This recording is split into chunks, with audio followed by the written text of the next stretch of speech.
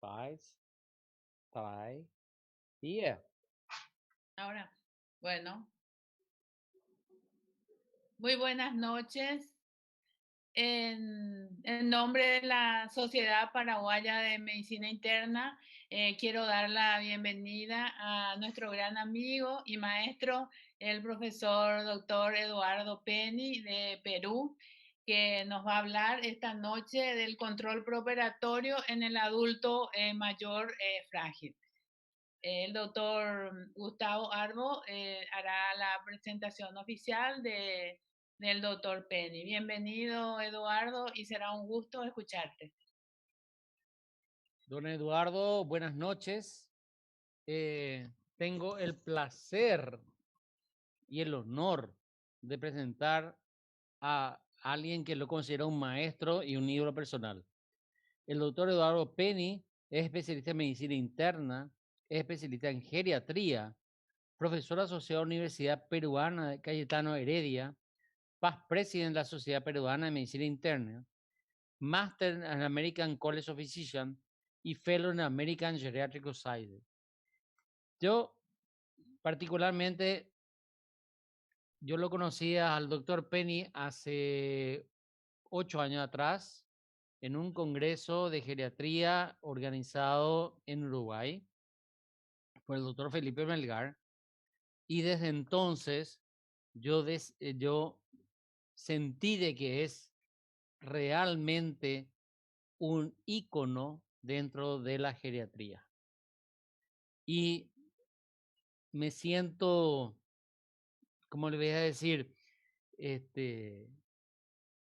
Anonadado al poder presentar al doctor Penny como nuestro expositor esta noche y espero que la gente pueda aprender mucho de él porque él tiene mucho para enseñar, demasiado mucho para enseñar. Doctor Penny, le estamos escuchando. Muchísimas gracias, Cristina y Gustavo, por esta calidez en la presentación que ustedes tienen diferencialmente conmigo. Para mí es un placer compartir esta noche con nuestros amigos paraguayos y del resto de Latinoamérica. Y quiero agradecerles esta gentil invitación para hablar de un problema que nos atañe a todos, a los médicos generales, a los médicos internistas, a los geriatras. Y esto básicamente porque tenemos nosotros lo que se llama una avalancha o un tsunami plateado, lo cual significa que el crecimiento de la población adulta mayor es realmente explosivo. Y lo es más el de gente de mayores de 80 y 85 años. Y la fragilidad es un problema que va asociado en alguna forma al aumento de la edad. Permítanme compartir la pantalla. ¿La están viendo? No. ¿No la ven? Vamos a ver. Vamos a ver. Compartir pantalla. Ahí está lleno. Ponga en Ahora, presentación, doctor. Ah, ¿ahora sí la perfecto. ven? Perfecto. Magnífico. Una de las cosas que quisiera comenzar diciéndoles, y esto es básico en el conocimiento de las personas adultas mayores, que conforme van pasando los años, disminuyen las reservas funcionales. Y esta es la clave para el entendimiento de la atención y de la presentación de las enfermedades en los adultos mayores.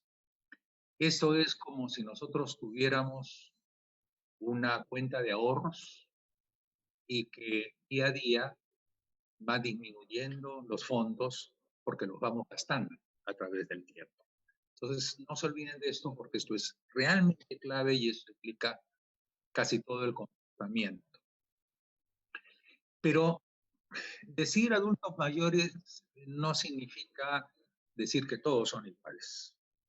Como ustedes saben, a partir de en los países subdesarrollados o en vía de desarrollo, la Organización Mundial de la Salud considera que son los que tienen más de 60 años, mientras que en los países desarrollados es a partir de los 65 años. Y aquí hay que tener en cuenta esto muy importante porque ustedes van a ver diferentes trabajos publicados que hablan en algunos casos de los 60 años y en algunos otros casos de 65 años. Y eso hace que el espectro sea diferente. Esos 5 años pueden marcar diferencias en porcentajes de prevalencia y o de incidencia. Pero estos adultos mayores, como les decía, no todos son iguales. Y a mí me gusta particularmente, y es así como debe hacerse, catalogarlos en fenotipos.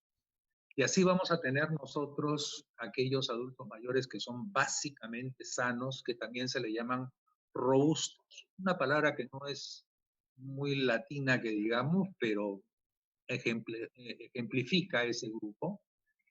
El otro grupo de adultos mayores que tienen procesos mórbidos, pero que están controlados, o sea, eres hipertenso, pero estás controlado, eres diabético, pero estás controlado, eres dislipidémico, pero estás controlado, tienes osteoporosis, pero estás controlado, tienes EPOC, pero estás controlado. Y aquellos otros que tienen procesos mórbidos no controlados, hipertensos no controlados, diabéticos no controlados, etcétera, etcétera, etcétera. Y esas son personas claves, porque esos constituyen usualmente el grupo de los llamados prefrágiles. El siguiente grupo, que es el que vamos hoy día a conversar más sobre ellos, es el grupo de frágiles. Pero nuestro papel debería ser evitar que aquellos pacientes que están en un estado de prefragilidad, que usualmente son adultos mayores con procesos mórbidos no controlados, pasen a ese estado de fragilidad. Y ese es clave en este segundo. Y finalmente tenemos el último grupo, que son aquellos demenciados o pacientes terminales, con los cuales muy poco se puede hacer y lo único que deberíamos tratar de hacer es comprimir toda esa movilidad para los últimos meses y sobre todo para las últimas semanas y días de su vida. O sea, es diferente, digamos, enfrentarse a cualquiera de estos grupos o fenotipos de adultos mayores. Vamos a definir fragilidad y hay muchísimas definiciones que ustedes van a poder ver, leer, pero hay que verlo desde un punto de vista multidimensional y donde la reserva funcional que les mencionaba antes está disminuida en forma marcada. O sea, ustedes saben que con el envejecimiento hay una disminución de las reservas, pero en este caso, para entrar en fragilidad ya tenemos una marcada disminución, lo cual termina resultando en hacer más vulnerables a estas personas, vulnerables a todo lo que es estrés de cualquier tipo. Y ojo que la cirugía es uno de los mayores estreses que hay. Y este problema de la disminución de la reserva funcional y del incremento de la vulnerabilidad conlleva pues a una inadecuada respuesta del huésped, o sea, no se acomoda bien a cualquier estrés que tenga. Y al final de cuentas, pues su evolución termina siendo adversa para la salud y para la vida de estas personas afectadas. ¿Cuáles son los componentes de la fragilidad? Es bien interesante porque hay una serie de hechos pero que básicamente están basados en una disminución de la masa magra corporal. Disminuye el agua, disminuye el tamaño y el funcionamiento de los órganos viscerales, disminuye el músculo, llegándose a los grados de sarcopenia, que es una disminución del tamaño y de la fuerza muscular. Y también hay una disminución del hueso, que primero comienza con osteopenia y termina con osteoporosis. Entonces, esta disminución de la masa magra, sobre todo de músculo, conlleva pues a lo que yo les decía, una sarcopenia, que es una disminución de la fuerza y de la resistencia muscular, además de la disminución del tamaño muscular. ¿Y esto qué ocasiona? Ocasiona que haya una disminución del balance, del equilibrio y de la postura, lo cual hace que las personas se puedan caer muy fácilmente. Hay una disminución de la coordinación muscular y neurológica. Hay una disminución de la flexibilidad y también la marcha, y por eso es que se tiene una marcha lenta. También hay una disminución de la actividad física, no solamente por la disminución y fuerza de la musculatura, sino también por los temores que se van generando. Y componentes también pudieran ser la comorbilidad y la dependencia, pero por si acaso no son sinónimos, ni la comorbilidad ni la dependencia de la fragilidad. La fragilidad es un estado que va mucho más allá de esto. Y lo digo porque a veces en las lecturas médicas ustedes pueden encontrar como si fueran sinónimos y no lo son. ¿Cuáles son las consecuencias de que una persona sea frágil? En primer lugar, disminuye la calidad de vida. Hay una discapacidad y se tiende a ser dependientes. Y como ustedes saben, uno de los papeles importantes de la medicina del adulto mayor es que no se vuelvan dependientes. Hay un daño corporal, es mucho más frecuente el delirio y esto hay que tenerlo en cuenta, sobre todo en los pacientes que van a ser hospitalizados por cuestiones médicas o por cuestiones quirúrgicas. Mayor prevalencia de caídas y por lo tanto de fracturas a la vez. En general hay un aumento de la mortalidad. Hay mayor tendencia a la institucionalización, o sea, que vayan ellos a residencias de adultos mayores para un mejor cuidado. Las hospitalizaciones son bastante frecuentes y las rehospitalizaciones también.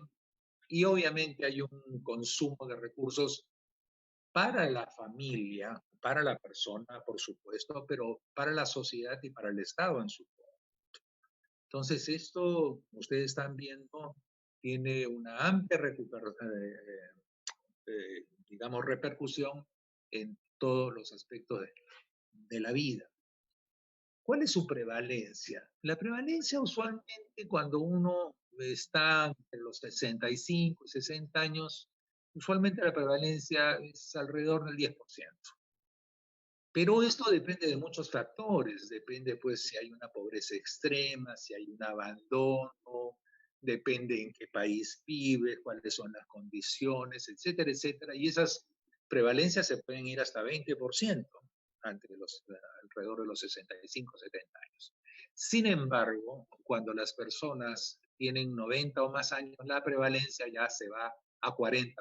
Y por eso les mencionaba en un inicio que la prevalencia de este problema está relacionado a la edad. A mayor vejez, mayor probabilidad de fragilidad, aunque no es el único parámetro a tener en cuenta. El doctor Varela hace algunos años hizo un estudio con su grupo de la Universidad Cayetano Heredia, del Instituto de Gerontología, una prevalencia, un estudio de prevalencia, y encontró que en Lima la fragilidad era de 7.7%, pero ojo, la prefragilidad se iba a 64%. Y si ustedes tienen en cuenta que 20% anualmente pasan a fragilidad de un estado de prefragilidad, pues las cifras se vuelven realmente alarmantes. Y por lo tanto hay que acordarse de lo que yo les he mencionado anteriormente, que a mayor edad, mayor prevalencia de fragilidad. Esto quiere decir que cuando ustedes vean a adultos mayores, cuanto más viejos vean, mayores posibilidades de tener fragilidad y por lo tanto deben ser personas a las cuales se les debe cuidar en una forma preferencial. ¿Cuáles son los factores de riesgo para la fragilidad?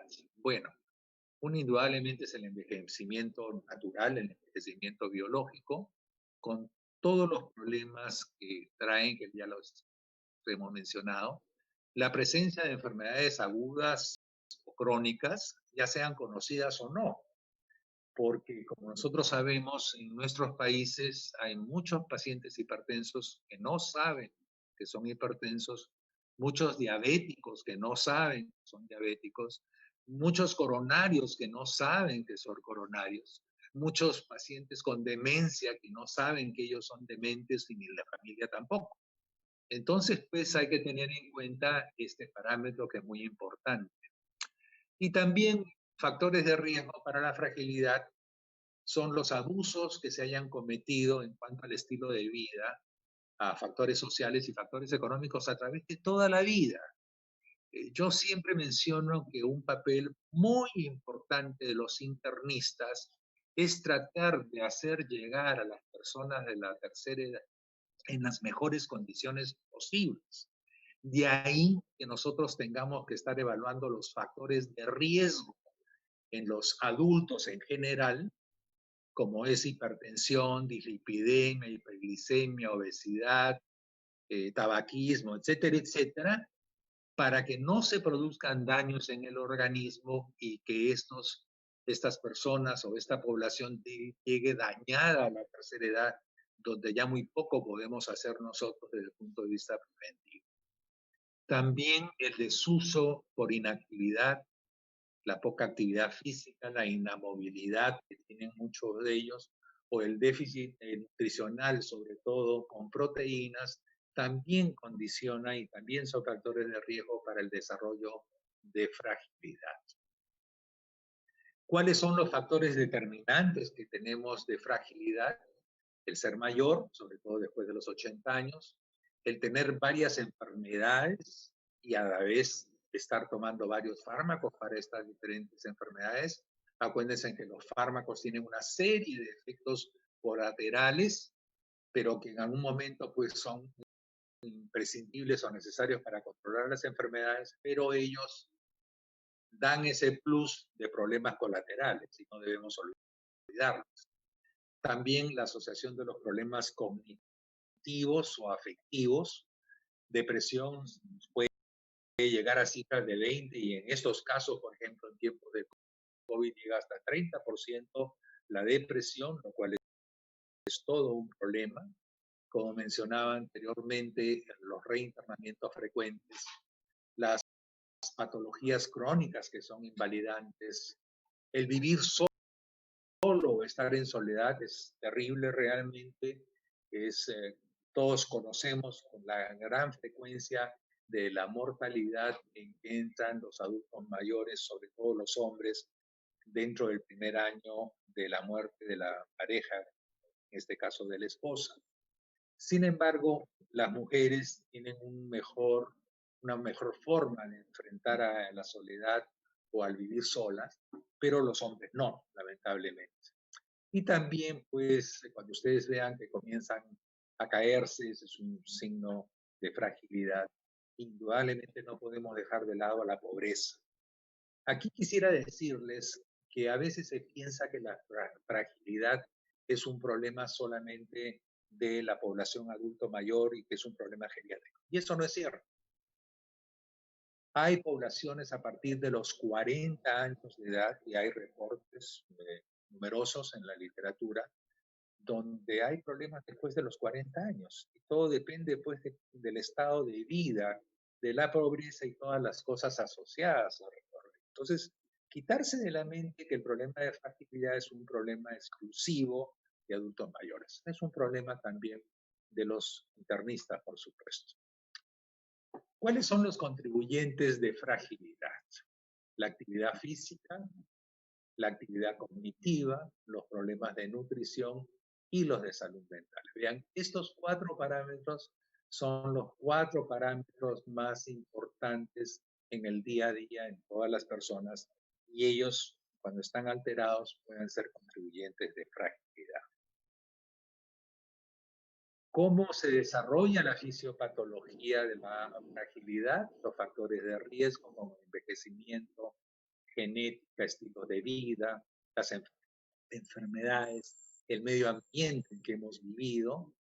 El problema de inflamación crónica o el llamado inflammaging, que como ustedes saben, ha llevado a muchas personas a pensar que el envejecimiento no es una cosa natural, sino es una enfermedad crónica, y esto por la presencia de factores, digamos, inmunológicos de inflamación crónica, pero eso es un tema muy discutible, pero ahí está. Lo que sí no es discutible es que sí se encuentran factores, digamos, de inflamación crónica. Los sistemas intermediarios, principalmente el músculo y el hueso, el sistema endocrino, el sistema cardiovascular, la parte hematológica, lo cual va a dar un fenotipo de fragilidad caracterizado básicamente por debilidad, por pérdida de peso, por el agotamiento, cansancio fácil, por la baja actividad física y por la marcha lenta, que es una de las características visuales que uno tiene en relación a ellos. Los resultados se caen, entran en discapacidad, entran en dependencia y entran en muerte. ¿Cuándo debemos sospechar nosotros fragilidad? Debemos sospecharlo cuando encontramos debilidad, fatiga, malnutrición, pérdida de peso, cuando hay alteración de la postura y el equilibrio, cuando hay disminución de la masa y la fuerza muscular, y también cuando hay disminución de la masa ósea. Pero obviamente el paciente no viene y le dice, tengo estas cosas. Estamos obligados nosotros a personas mayores a preguntar por estos problemas, y simplemente si el paciente tiene varios de estos problemas, ya quiere decir, ya le aplicaremos métodos para permitir confirmar que esa sospecha es válida en relación a la fragilidad.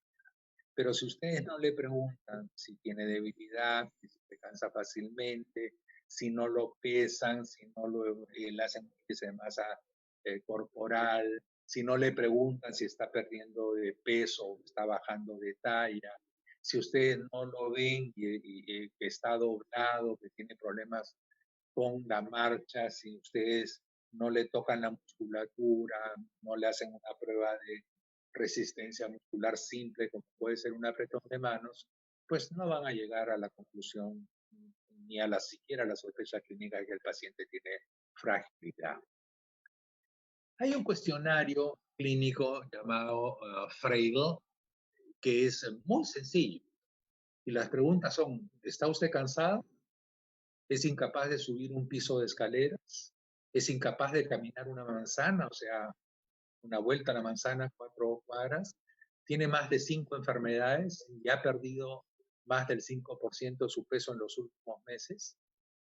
Estas preguntas lo llevan a ustedes a la sospecha de que el paciente tenga fragilidad. Son muy simples y vean ustedes si el paciente contesta que tiene 3 o más de estas 5 preguntas, si la responde positivamente, ya es un paciente frágil. Y si tiene 1 o 2 de ellas, es un paciente prefrágil, lo cual también es peligroso porque sabemos que el 20% de ellos anualmente pasan al estado de fragilidad al año, como yo les mencionaba anteriormente. Una de las personas que más ha trabajado en el mundo es Linda Fried. Linda Fried generó un fenotipo y casi todos los trabajos están relacionados a este fenotipo de Linda Fried. El lentecimiento, lo cual ha sido medido por una disminución de la velocidad de la marcha a menos de 0.8 metros por segundo, al autorreporte de que se siente cansado, que tiene fatiga, al autorreporte de una baja actividad física, a la pérdida de peso no intencional. Ojo, y esto es muy importante, porque a veces uno le dice al paciente, ¿ha perdido de peso? Sí. ¿Pero por qué? Es porque no está comiendo adecuadamente o porque sencillamente quiere bajar de peso. Entonces, si uno toma la respuesta como un sí frío, puede estar tomando falsas conclusiones. Entonces, pero si el paciente le dice, no, doctor, yo estoy haciendo lo mismo de siempre, comiendo lo mismo de siempre, y sin embargo estoy bajando de peso, eso tiene mucha importancia. Y la otra cosa es la fuerza de puño disminuida. La fuerza de puño uno la mide con un dinamómetro. Un dinamómetro es un aparato que uno presiona, hace un puño sobre él, y eso tiene un marcador. Y hay aparatos que son mecánicos y hay aparatos que, digamos, tienen un marcador del punto de vista uh, de lo que nosotros utilizamos como marcadores electrónicos. Estos aparatos eran muy caros antes. Ahora usualmente por alrededor de $50 uno puede encontrar estos aparatos digitales. Y hay una tabla y simplemente uno hace que el paciente, digamos, haga una fuerza de puño con el aparato y le va a marcar una cantidad, uno lo ve en la tabla que tiene y puede decir si tiene una disminución de la fuerza. Pero una manera muy sencilla es simplemente que les dé la mano a ustedes. Obviamente nadie va a reportar como estudio, digamos, de investigación esto que les estoy mencionando, pero es muy sencillo. Le dice, deme la mano, apriétemela fuerte, y ustedes van a ver que si les aprieta fuerte la mano y ustedes sienten esa fuerza o sienten un poco de dolor, quiere decir que probablemente no tiene un problema de disminución de la musculatura y de la fuerza muscular. Pero ustedes en otros casos va a saltar el que el paciente no aprieta bien la mano porque no puede, porque no tiene fuerza, y esa es una sospecha. Entonces, el lentecimiento lo vemos también muy fácil. Simplemente salimos a la puerta del consultorio, vemos cómo entra con el pasillo, y si entra muy lentamente, también pues ese paciente tiene fragilidad. O sea, el ojo clínico nos permite. Nadie le va a aceptar un estudio de investigación con esos parámetros, pero sí les sirve mucho en el día a día. El medir, por ejemplo, la parte de la pantorrilla los ayuda. Usualmente si tienen pacientes que tienen menos de 34 centímetros alrededor de la pantorrilla, también les puede decir que tienen ellos sarcopenia. Entonces son cosas que en el día a día la podemos hacer y no nos consume gran parte del tiempo. Muy bien, vamos al punto que es la razón de ser de la reunión de ahora, pero era muy importante que pudieran ustedes entender toda la primera parte que les he mencionado. Entonces, en el control perioperatorio de los adultos mayores frágiles tenemos tres aspectos. Una es la evaluación preoperatoria, o sea, antes de la operación. La otra es la valoración o monitoreo operatorio, o sea, el intraoperatorio. Y la otra es el manejo posoperatorio, que va a dos plazos en adulto mayor, corto y largo plazo. Nunca se olviden de esto, porque en el corto plazo, que es usualmente dentro de los primeros 30 días, aparecen una serie de problemas, pero después en el largo plazo, que es justamente los meses siguientes y antes del primer año, aparecen otros. Y todo puede ser consecuencia del mismo acto operatorio. Hay que acordarse ustedes lo que es riesgo quirúrgico. El riesgo quirúrgico lo podemos definir como el riesgo de muerte hospitalaria que asume un paciente que enfrenta un procedimiento quirúrgico de todo tipo. Entonces, cuando nosotros pedimos o nos piden un riesgo quirúrgico, simplemente lo que nos están diciendo es, ok, vamos a ver cuál es el riesgo de muerte que tienes en el hospital porque te van a hacer una cirugía, por ejemplo. El otro punto importante es que hay que conocer y hay que saber que la cirugía genera un estrés fisiológico, mental y psicológico. Y como les decía anteriormente, la disminución de la reserva funcional tiene mucho que ver con este estrés. O sea, el estrés hace que desestabilice totalmente la capacidad de la reserva funcional. Y la cirugía genera un estrés sumamente importante.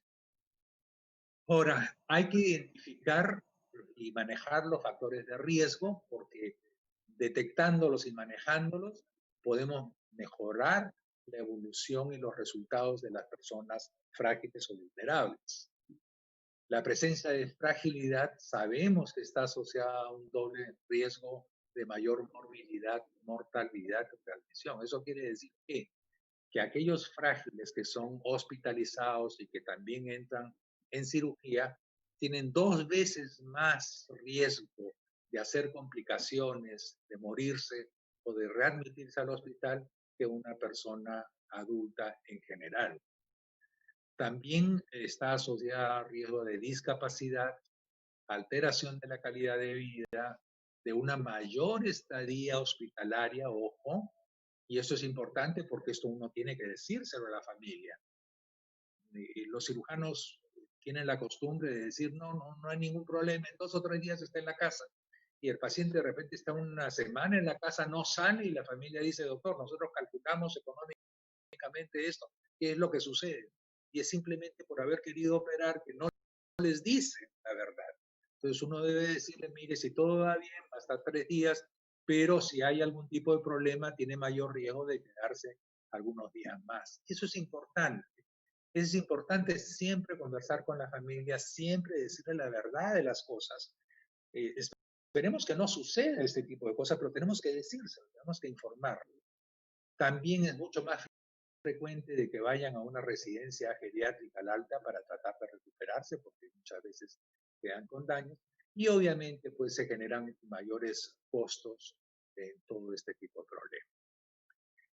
Si nosotros vemos este flujograma, vamos a seguirlo acá, gente mayores de 60 o 65 años, debemos evaluar fragilidad. Si no hay fragilidad, ¿qué hacemos? Hacemos usualmente 2 cosas. El riesgo quirúrgico anestesiológico, que es el conocido como el de ASA, por la American Society of Anesthesiologists, que tiene 6 puntos. Usualmente ellos utilizan 5, pero tiene 6 puntos, el que se hizo, el que está reportado. Y el grado 1, el riesgo 1 es el paciente sano, que tiene el proceso localizado, que no tiene afección sistémica, y el proceso localizado es usualmente por el que va a ser operado. El riesgo quirúrgico 2 son pacientes con una enfermedad sistémica leve, pero que él no tiene limitaciones en las actividades de la vida diaria en su casa. El riesgo 3 es el paciente con una enfermedad sistémica grave, pero que todavía no está incapacitado. El riesgo 4 es el paciente con enfermedad sistémica grave e incapacitante, que constituye una amenaza constante para la vida. Es un paciente crítico. El riesgo número 5 es paciente moribundo cuya expectativa de vida no excede las 24 horas, se le realice o no el procedimiento quirúrgico. Es un paciente lamentablemente casi muerto. Y el 6º es el de muerte cerebral. Pero esto pues usualmente no se utiliza el 6º. Usualmente la mayor parte de pacientes caen entre los primeros 4, que es lo usual, pudiendo ir hasta el 5º, aunque el paciente moribundo usualmente nadie se atreve a operarlo, los anestesiólogos no le dan el pase, el cirujano tiene temor porque sabe que se va a morir sí o sí el paciente. Y entonces estos 4 primeros grados de riesgo son los que se utilizan. Y es interesante porque esto tiene una sensibilidad, miren, solamente de 68%. O sea, 7 de cada 10. Y una especificidad de 79%, 8 de cada 10. O sea, no es lo ideal. Es bastante bueno, pero no es lo ideal. Y eso es lo que utilizan todos los anestesiólogos en la evaluación prequirúrgica de los pacientes. Pero no solo se evalúa eso, se evalúa también el riesgo quirúrgico cardiovascular. Y este riesgo cardiovascular, que es de la Asociación Hospitalaria de Nueva York y es la que rige en general, tiene 4 tipos de riesgo. El paciente asintomático con una actividad física normal. El segundo riesgo cardiovascular es presencia de algunos síntomas, pero con actividad física normal y poca limitación de actividades. El tercero es presencia de síntomas con algunas actividades de rutina y con limitación de actividades. Miren, la diferencia entre el 2 y el 3 es la limitación de actividades. Y el 4 es la presencia de síntomas con cualquier actividad, ¿no? Usualmente síntomas más del lado cardiovascular. Y eso me trae a colación algo de lo cuales los internistas y los geriatras siempre nos hemos quejado. La evaluación prequirúrgica debería ser hecha por un internista y en el caso que corresponda por un geriatra. ¿Por qué? Porque nosotros, ¿qué es lo que hacemos? Hacemos esto. Hacemos un riesgo quirúrgico multifactorial. No solamente lo vemos desde el punto de vista anestesiológico, no solamente lo vemos desde el punto de vista cardiológico, sino que lo vemos con el riesgo de edad, perdón, disculpen, no, se saltó anterior.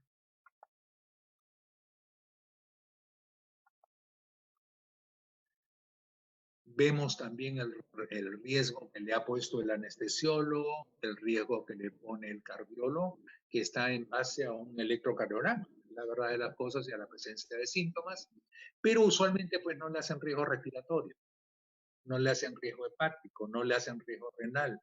Ven algunos de los análisis, ven si están bien sus transaminasas, si su urea, su creatinina está bien, pero muchas veces no le interpretan. Y por lo tanto el paciente puede estar entrando con un riesgo hepático, con un riesgo renal o un riesgo respiratorio que no ha sido evaluado adecuadamente y el problema salta dentro del intraoperatorio o en el posoperatorio. Tampoco hay riesgo endocrino metabólico, más allá de que le piden una glucosa. Tampoco es evaluado nutricionalmente y sabemos nosotros que gran parte de la gente mayor que llega a los hospitales, y no solamente de la gente mayor, sino en general, tienen problemas nutricionales, sobre todo en los hospitales. Llegan 20-30%, está descrito en una serie de trabajos, llegan con estados de desnutrición. Otros que tienen trastornos psiquiátricos, pero que están pues sin descubrir prácticamente y que se hacen evidentes en el intra y en el posoperatorio. Y la última, pues el riesgo tromboembólico. El riesgo tromboembólico, nosotros sabemos que todo paciente tiene un mayor riesgo tromboembólico cuando entra a un acto quirúrgico, pero sobre todo, pues aquellos pacientes traumatológicos, como son aquellos pacientes que van a ser sometidos a cirugía de cadera o cirugía de rodilla. Sabemos que eso es un problema en trombosis con bastante frecuencia y el problema es el tromboembolismo pulmonar, del cual algunos se mueren. Muchísimas veces es confundido con simplemente neumonías posoperatorias. Es interesante cuando uno le pregunta a los traumatólogos, dice, ¿tú has tenido embolia pulmonares? No, le dice, ¿ya has tenido neumonía? Sí, varias. Esos han sido tromboembolismos pulmonares. Y de ahí que felizmente ahora pues se les pone heparina profiláctica, digamos, en los casos sobre todo de traumatología y ortopedia para evitar este tipo de problemas. Entonces, una vez que nosotros hemos hecho esta evaluación, tenemos que chequear bien si el paciente tiene fragilidad. ¿No? Y acá el marco conceptual es que hay dos grupos grandes desde el punto de vista de fragilidad. Una que está relacionado al fenotipo de fragilidad, que es el que les comentaba antes, principalmente el de Fried, debilidad, baja energía, pérdida de peso, lentitud, caídas. Y también el de déficit acumulativo. Este es más interesante, porque este de déficit acumulativo evalúa pues una serie de factores que son importantes, como mencionábamos. O sea, presencia de comorbilidades, y si están o no controladas. Miren que acá no nos habla de comorbilidades. Acá hablamos de depresión, importante en la recuperación. Aquí en el fenotipo de fragilidad no. disfunción cognitiva. El fenotipo de Fred no habla de disfunción cognitiva.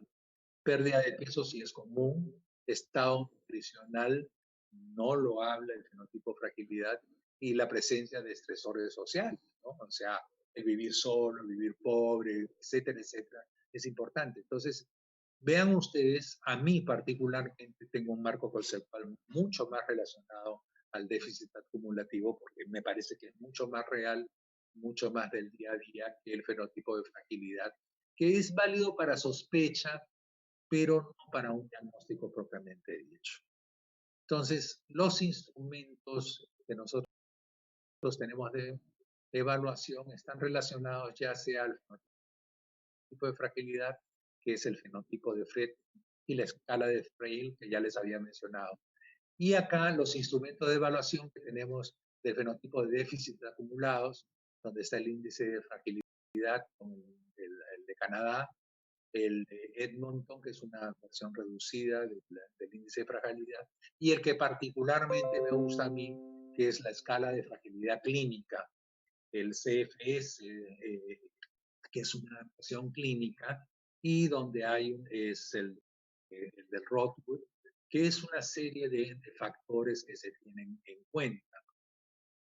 Entonces, vean, este es el que yo les decía, y acá hay 9 diferentes tipos, o sea, 9 tipos para yo catalogar el grado de fragilidad, que van del 1 al 9, comenzando el 1 en forma, activo robusto, activo apto físicamente, que está bien de salud sin mayores problemas médicos, el que tiene un adecuado manejo con problemas médicos controlados, los vulnerables, que tiene actividades de la vida diaria algo limitadas, el levemente frágil con algunas dificultades y con marcha lenta, el moderadamente frágil que necesitan ayuda para las actividades de la vida diaria, el gravemente frágil dependiente de un cuidador, el muy gravemente frágil que está marcadamente dependiente, prácticamente está echado o sentado, y el que tiene enfermedad terminal que está al final de sus días, que tiene probablemente menos de 6. Entonces, esta es una escala mucho mejor, porque nos habla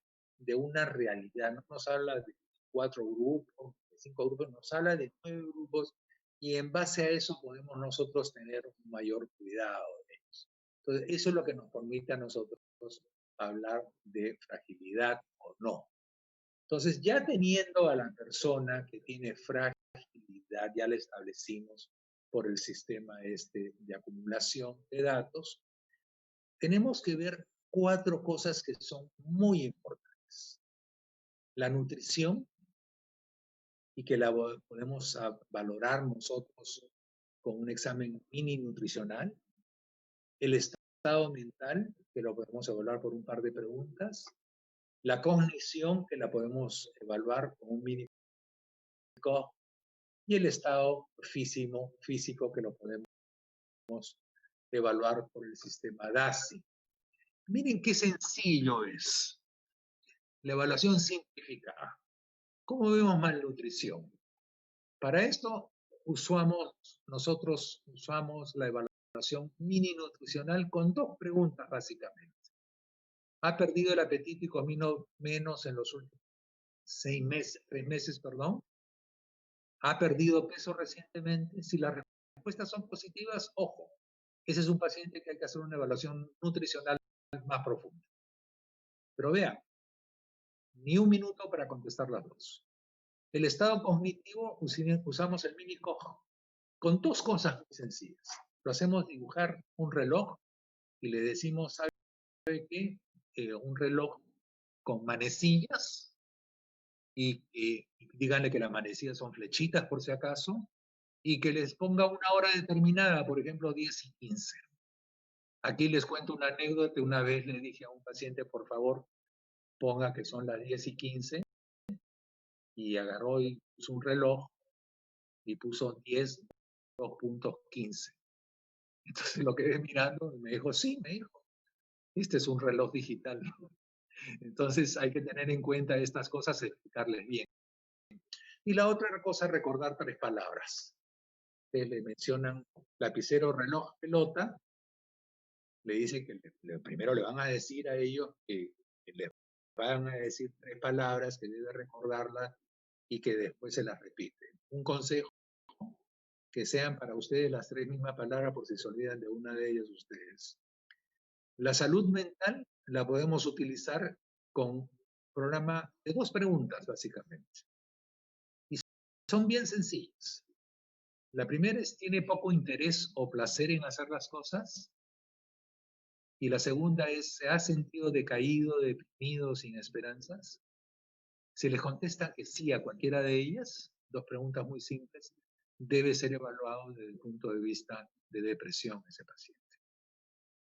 Y en el estado físico, usamos el sistema de Duke Activity Status Index, que es el DASI, que es, ok, te camina, sube escaleras, corre, tiene relaciones sexuales, deportes. Si la respuesta es sí, de a todas esas es que tiene un buen estado físico. Si le dice que no, pues tiene que entrar a una evaluación mucho más profunda. Entonces, esta es una forma muy sencilla de evaluarlos. Aquel que requiere una evaluación mucho más profunda, hay que hacerle la valoración geriátrica integral, donde esto pues requiere un diagnóstico multidimensional, es todo un equipo de geriatría, que va pues a evaluar capacidades, problemas muy médicos, funcionales, psicológicos, sociales, para generar un plan de cuidado y tratamiento del paciente, así como de su seguimiento. Es una cosa bastante compleja y que los beneficios es que mejora el estado funcional, cognitivo y afectivo, mejora la evaluación diagnóstica, reduce la prescripción de fármacos, disminuye las hospitalizaciones e institucionalizaciones, disminuye la mortalidad.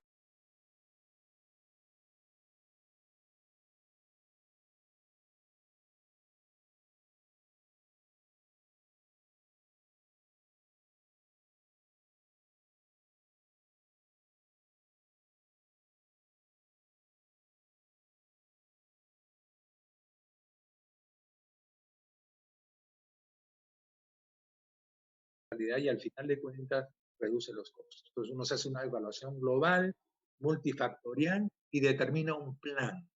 Pero estos son equipos. Ahí pues está el pediatra, hay un sociólogo, está el psicólogo, está el odontólogo, etcétera, está el fisioterapeuta. Todo un equipo de gente que trabaja, hace un diagnóstico del paciente y elabora un plan a seguirse estrictamente. Ese es el plus ultra de la geriatría, pero consume tiempo, es caro, se necesita equipos y eso el internista no está en capacidad de hacerlo normalmente. Eso lo debe hacer el grupo geriátrico. Y entonces, veamos ya una vez detectados los problemas. En el caso de problemas de nutrición, nosotros tenemos que hacer 2 cosas. Uno, mejorar sus niveles proteicos y debe el paciente ingerir proteínas de 1.25 a gramo y medio por kilo por día, en los casos que se necesita fierro cerebral. Entonces, esto es estupendo cuando estamos hablando de preparar al paciente para una cirugía. Estamos hablando de cirugía electiva. Obviamente no podemos componer estas cosas cuando hay una cirugía de urgencia, pero sí lo podemos hacer ni bien se solucione el problema operatorio del paciente, pues inmediatamente debemos entrar en eso. En el estado mental, digamos, hay que darle mucho soporte social dentro de la institución. Parece mentira al conversar con ellos, al darle una palmada, una sonrisa, el decirle que no se angustie, que no se preocupe, puede mejorar el estado emocional. Y ahí sí los médicos no deberíamos ver esto como un gasto de tiempo ni como un exceso de tiempo perdido. Al contrario, es invalorable esto. La parte cognitiva, cuando sabemos que el paciente tiene un problema cognitivo, es importante que nosotros nos preparemos porque este es el tipo de paciente que hace problemas de delirio usualmente. Entonces, son pacientes que tienen que estar acompañados de sus familiares muy cercanamente para que tengan el reconocimiento de ellos y no hagan pues el problema confusional agudo y que después todo el mundo está alterado en el hospital o en la clínica cuando se presenta este tipo de problemas, ¿no? Y también acordarse que se puede hacer ejercicios de rehabilitación preoperatoria, los ejercicios respiratorios, sobre todo, les vuelvo a repetir, en cirugía electiva, esto tiene un papel fundamental, pero también inmediatamente en el postoperatorio podemos nosotros entrar en las actividades físicas y en las actividades respiratorias que lo pueden mejorar. Un par de palabras, aunque no es el tema, pero sobre el manejo intraoperatorio frágil. Hay que tenerlo monitoreado continuamente. Este es un paciente que el anestesiólogo no puede salirse de sala para ir a tomar un café, para contestar el teléfono, porque en cualquier momento pueden desequilibrarse. Hay que respetar los procedimientos quirúrgicos y esto por si acaso para la gente más joven. Los tiempos operatorios deben ser cortos. Hay que hacer una cirugía lo más limpia posible. Cualquier resto puede causar problemas, puede generar abscesos ocultos. Hay que evitar hacer algo más de lo necesario si tienen que entrar porque tienen que sacar a la vesícula, saquen la vesícula y salgan inmediatamente. No se pongan ustedes a operar el apéndice o a sacar otras cosas que no sean necesarias y que no fueron el motivo. Usualmente el paciente frágil debe ser operado por un cirujano experimentado y con un buen equipo quirúrgico complementario. Los pacientes frágiles no dan para cirujanos sin experiencia. Finalmente, manejo postoperatorio de los adultos mayores frágiles, evaluación continua. Yo siempre les he dicho a mis residentes, siempre, prepárense para las complicaciones. Mírenlo como que está complicado. ¿Por qué? Porque ni bien se presenta la primera complicación, ustedes la van a detectar y la van a tratar y la van a controlar. Acuérdense de eso. Entonces, un paciente frágil de postoperatorio hay que controlarlo permanentemente. Hay que apoyarse de otras especialidades, sobre todo les digo a los amigos cirujanos, hay que apoyarse de medicina interna, hay que apoyarse de pediatría, hay que apoyarse de neumo, de cardio cuando sea necesario. No hay que sentirse mal porque uno llama a otro para que lo apoye. Al final de cuentas, somos equipos y los equipos deben trabajar como tales, como equipos. Hay que tener un tiempo adecuado en recuperación, en cuidados intermedios o en UCI, no más del tiempo requerido. Hay que mantenerlos bien hidratados con una nutrición adecuada. Hay que movilizarlos y hacer fisioterapia temprana para evitar todos los problemas. Y vuelvo a insistir en esto, que hay que pensar siempre que se van a producir complicaciones, así se está preparado para evitarlas. Y por último, algo que padecemos mucho los médicos, que es la falta de contacto adecuado con el paciente y la familia. Tenemos que estar al costado del paciente y al costado de la familia informándole. La mayor cantidad de problemas se origina por esta falta de contacto adecuado, no solamente con el paciente, sino con la familia. Si ustedes revisan juicios de mala práctica, usualmente es porque hay un conflicto entre el médico y la familia por no haber generado una buena información. Entonces, nunca dejen de decir la verdad, siempre comenten sus temores, porque la familia y en algunos casos el paciente tiene que saber cuáles son las limitaciones de nosotros como médicos. Y bueno, siempre podemos ayudar a las personas mayores, tener mucho cuidado con los pacientes frágiles. Y les agradezco la paciencia de haberme escuchado. Disculpen, he pasado algunos minutos, pero creo que es importante en este punto tan importante. Muchas gracias a todos.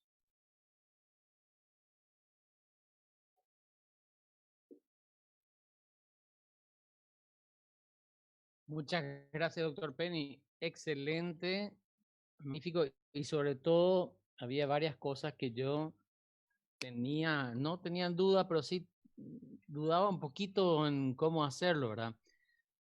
Voy a empezar yo algunas preguntas, si te parece, María Cristina. Sí, estoy de acuerdo. ¿Cómo no? Ya. Con respecto a algo muy interesante que dijo el doctor Penny, es el tema de familia, el contacto adecuado. Yo creo que algo muy importante es que los médicos tenemos que ser más empáticos con la familia y sobre todo explicarles cuáles son los probables problemas o las probables complicaciones que van a tener esos pacientes que van a cirugía. Si ellos están a sabiendas de que esto va a pasar, yo creo que es muy importante en ese control entre médico, paciente y familia. ¿Qué opina, doctor Penny?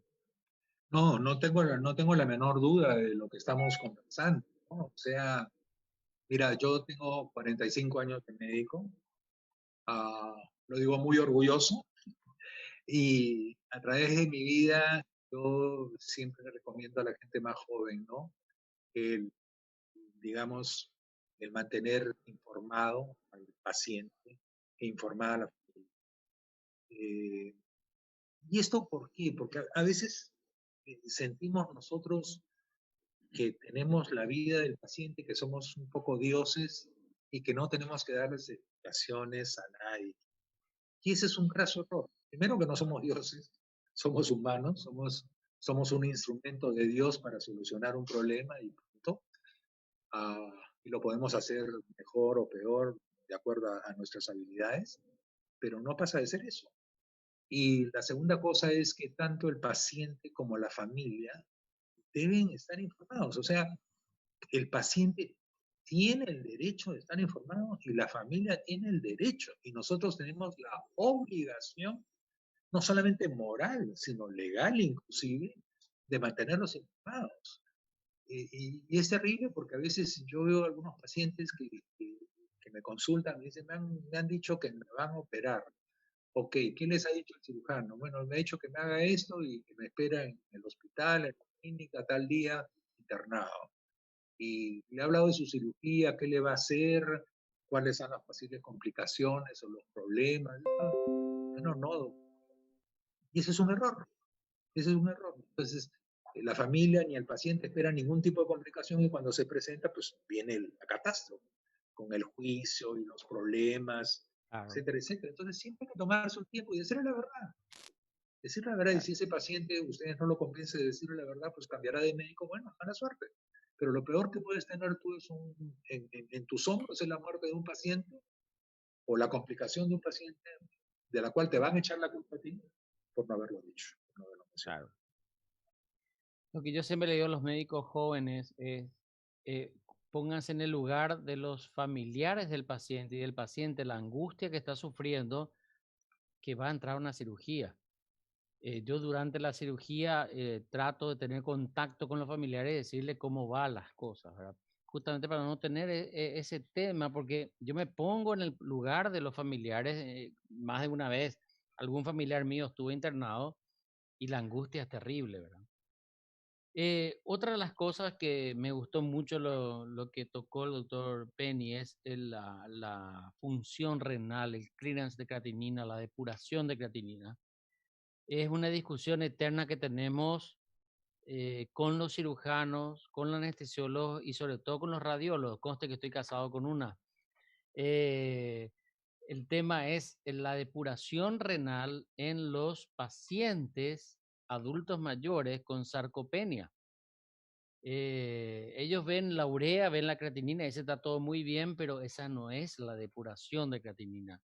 Por lo cual tenemos que tener muy en cuenta ese dato. Sí, es válido. Yo creo que la urea y la creatinina de base son dos buenos exámenes, pero nunca está de más aplicar fórmula para ver realmente la depuración de creatinina, por lo menos la estimada, porque ninguna fórmula es exacta. Me refiero desde el punto de vista de la depuración de creatinina. Pero sí pues, puede decir, oye, sabes que este paciente está aproximadamente entre 30 y 40 de depuración, así que ten cuidado. Y eso tiene que ver mucho con los fármacos que uno va a utilizar. Porque si utilizas fármacos que solamente tienen una eliminación renal, eso se te va a complicar. O sea, te van a hacer una serie de problemas, ¿no? dependiente de, digamos, de tu grado de depuración. Pero la otra cosa que quería hacer énfasis es en algo que es muy importante. En una cirugía electiva, siempre hay tiempo para preparar al paciente, tanto desde el punto de vista nutricional como desde el punto de vista físico, mejorar la capacidad respiratoria.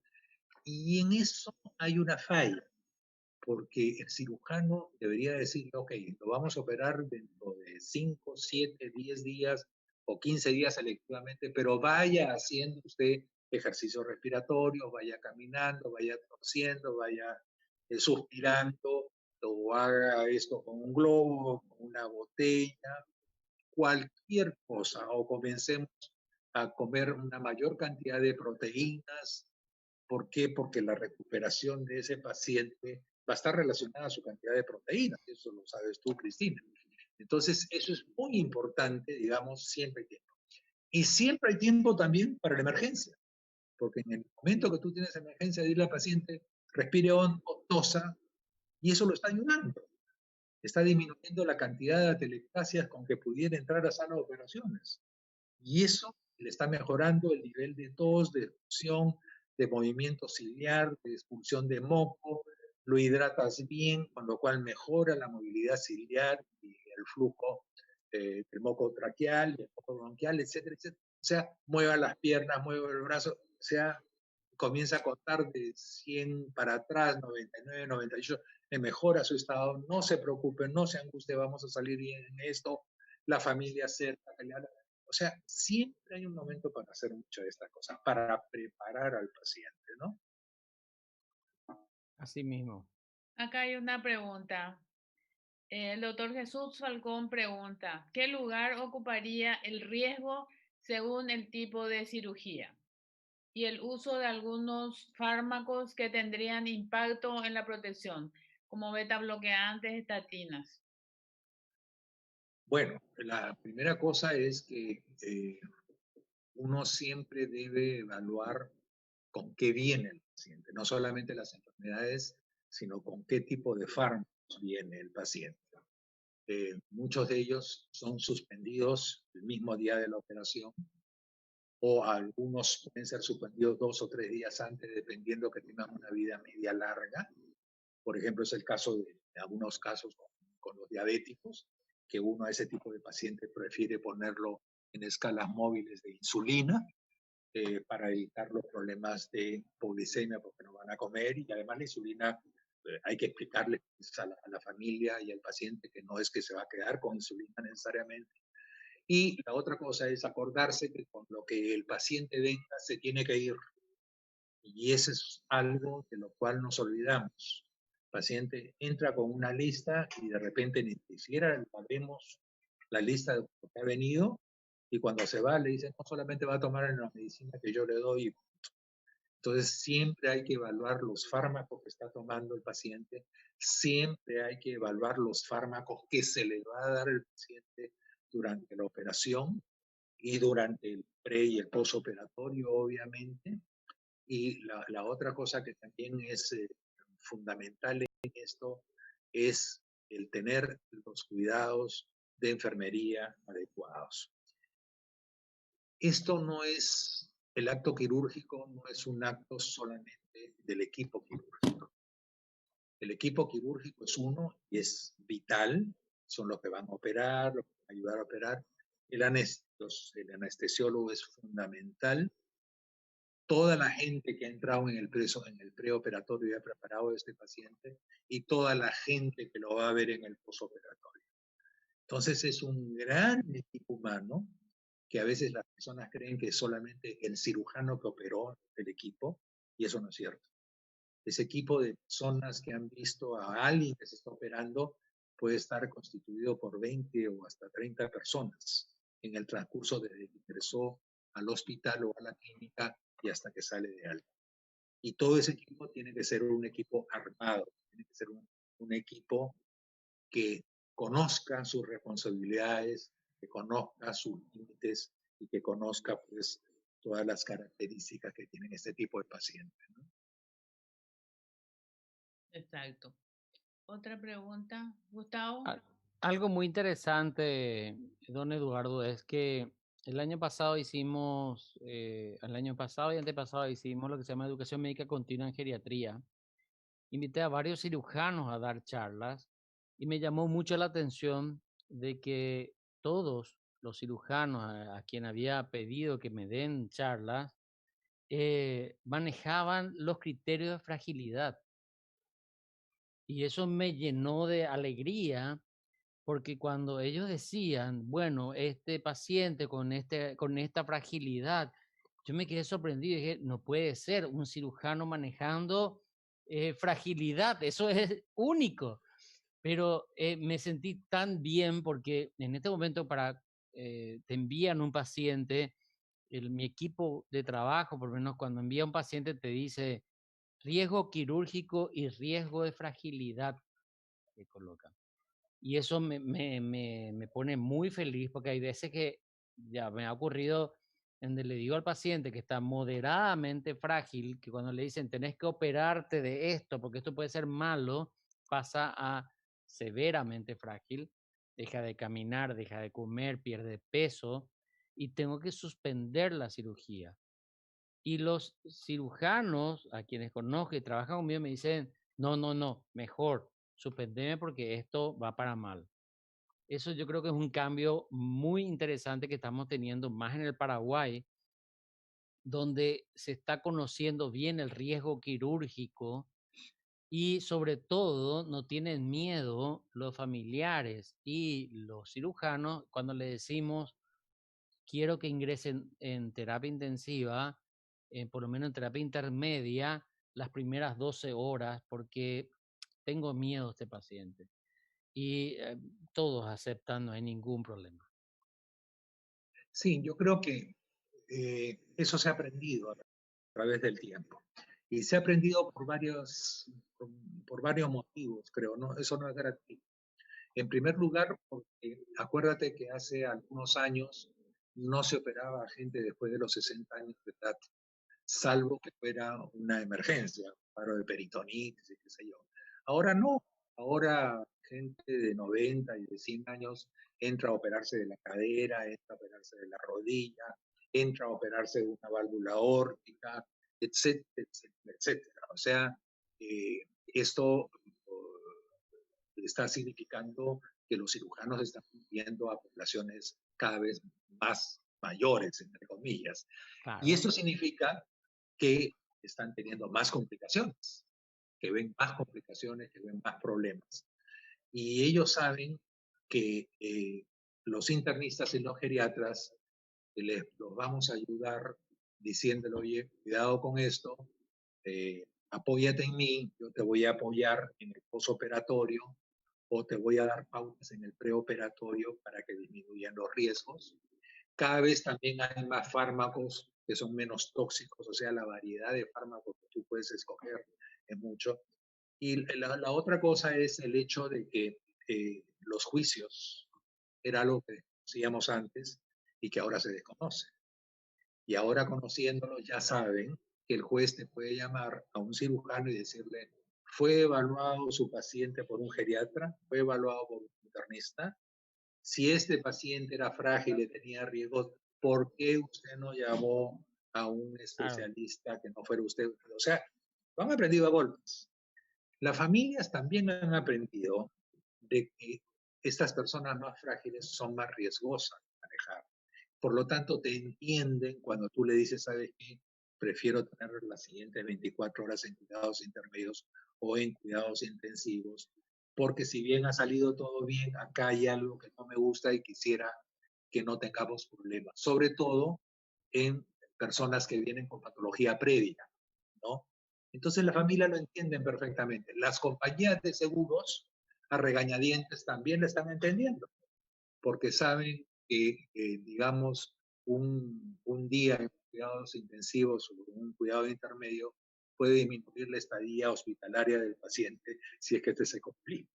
Entonces, en general, toda la comunidad médica y la sociedad en su conjunto está entendiendo esto y es en buena hora porque el pronóstico de vida y de sobrevida de los adultos mayores frágiles en cirugía ha mejorado notablemente en los últimos años. Y de eso debemos, creo que, estar contentos todos los que hayamos estado presionando para que se tengan ese tipo de estándar, ¿no?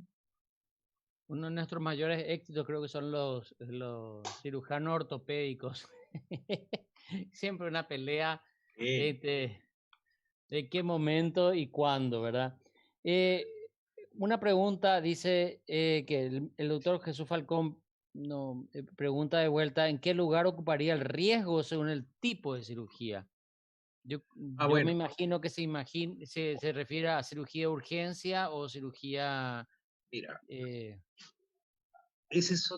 me alegro que haya preguntado esto el doctor Falcón, porque es bien importante. Cualquier tipo de cirugía genera riesgo, porque cualquier tipo de cirugía es estrés. No solamente estrés físico, por el estrés quirúrgico propiamente, sino el estrés psíquico que tiene el paciente. Entonces, cualquier tipo de cirugía siempre genera un riesgo. Y esa es una respuesta que siempre deben tener los cirujanos, porque la familia, lo primero que le pregunta es, ¿tenemos algún tipo de riesgo? Y lo que uno debe contestar es sí, pero pequeño, mediano, alto, algo por el estilo. Es indudable que la cirugía de emergencia genera mayor riesgo que la cirugía de urgencia, ¿ya? O que la cirugía electiva, ¿no? La de emergencia no te da tiempo, usualmente, a muchas cosas. A veces te da tiempo para hidratarlo simplemente al paciente y cubrirlo con antibióticos en los casos que sea necesario. La de urgencia te da un poco más de tiempo y la electiva siempre te da tiempo, ¿no? Pero todo depende, pues, del tipo de cirugía. Sabemos que las cirugías por encima del diafragma son cirugías más peligrosas que por debajo del diafragma. Sabemos también que cuanto más rápido se opere un paciente con una apendicitis, es menor el riesgo de que haga peritonitis o que haga abscesos secundarios. Entonces, con un buen monitoreo cardiológico se puede operar un paciente con arritmias, se puede operar pacientes de cirugía cardiovascular, pero los riesgos son altos. Lo mismo que la cirugía en neurología. En general, yo diría que si podemos evitarnos algún tipo de cirugía que no sea indispensable, hay que hacerlo. Yo a veces veo que dentro de una evaluación global encuentra un cálculo en la vesícula a un paciente y el cirujano lo primero que quiere hacer es quitarle la vesícula porque tiene un cálculo. Y cuando tú le preguntas al paciente, ¿ha tenido cólico alguna vez?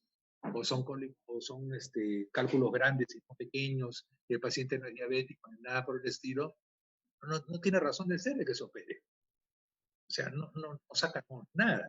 Si es un paciente que tiene colecistitis, que tiene una serie de problemas, la historia cambia. Pero la cirugía electiva, siempre debemos tratar nosotros de verla así. Electiva en los casos que se necesite realmente, que cambie la historia de la salud de esa persona.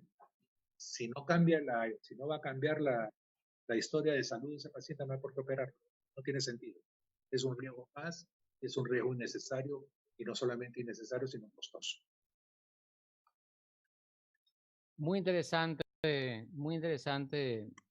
don Eduardo, principalmente porque a veces tenemos que oponernos a una cirugía que no creemos que sea vital para el paciente y que podemos tratarlo con medicamentos. Y nos preguntan de repente qué es lo que va a pasar, qué pasa si no me opero. Y bueno, es un riesgo, pero a veces el riesgo lo tomamos nosotros los geriatras en decir, ¿qué hacemos, verdad? ¿Le prohibimos?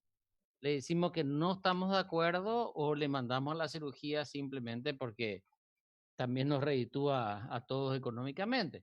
Pero yo creo que siempre tenemos que ir a favor del paciente y decirle, no, mire, yo creo que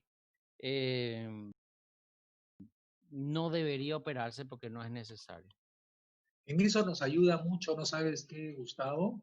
Nos ayuda Ujú. mucho estas escalas de fragilidad, eh, la múltiple, la Broadwood, porque una cosa es operar a ese paciente con riesgo 1 o 2 que operar en el riesgo 7 u 8, ¿no? Entonces, Claro. si no es necesaria la operación, no es necesaria y no es necesaria independientemente de dónde esté. Pero en aquellos pacientes en que pudiera haber duda, esa escala te ayuda mucho, porque te permite sentarte al costado del paciente y explicarle y decirle, usted está aquí. Y el estar usted aquí genera que su probabilidad de salir bien de todo esto es tanto o no es tanto. Y entonces, tú con el paciente y con la familia puedes llegar a una especie de acuerdo. Pero lo que es importante es dos cosas. La decisión final es del paciente, no del médico. Ojo, es del paciente y de su familia en los casos que se requiera. Y esa eh, forma de decidir tiene que estar basada en el buen nivel de información que le demos nosotros. Cuanto más adecuada es la información, el paciente tiene mejores parámetros para decidir o no correctamente. Entonces, yo creo que todo esto en general ayuda a tomar decisiones que van en pro del paciente, ¿no? Si tú eres deshonesto y minimizas las cosas, porque eso es una forma de ser deshonesto, minimizar las cosas por el simple hecho de operar al paciente, te va a ir mal. Le va a ir mal al paciente y te va a ir mal a ti, tarde o temprano. Claro, Eso es siempre. por norma ética, eso es incorrecto realmente.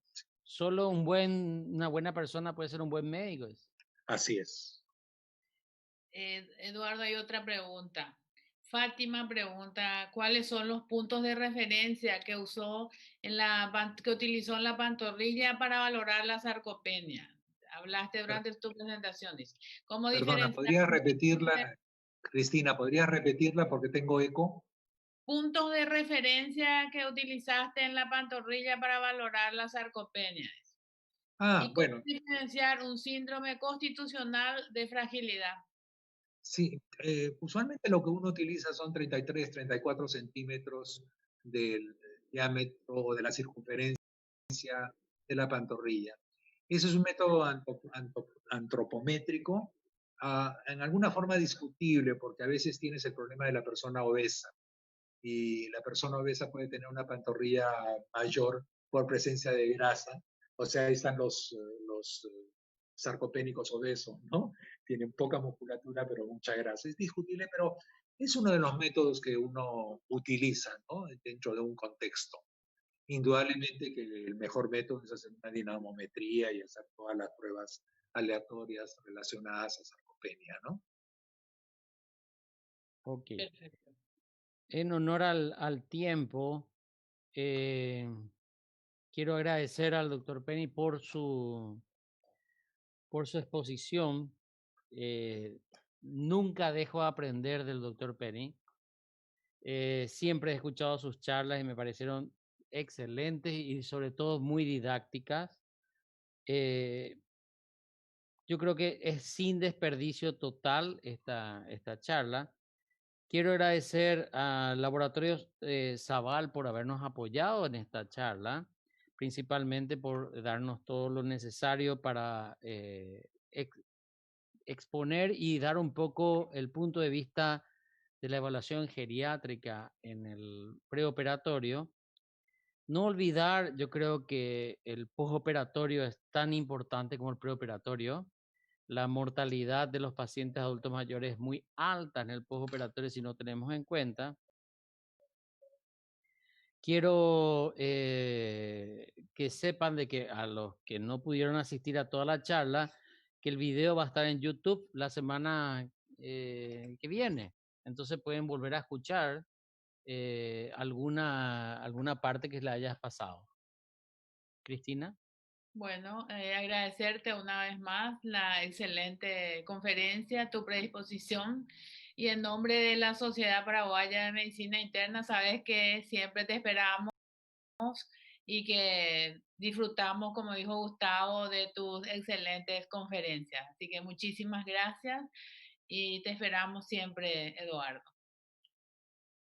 Bueno, quiero agradecerles a ti, Cristina, Gustavo, y a todo el comité directivo de vuestra sociedad por esta gentil invitación.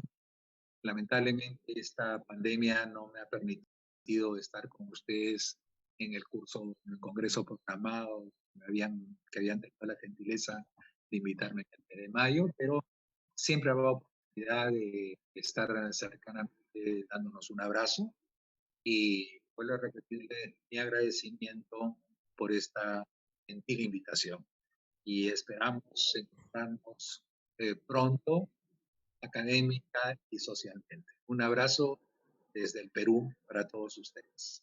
Muchas A gracias. cuidarse todos y muchas gracias.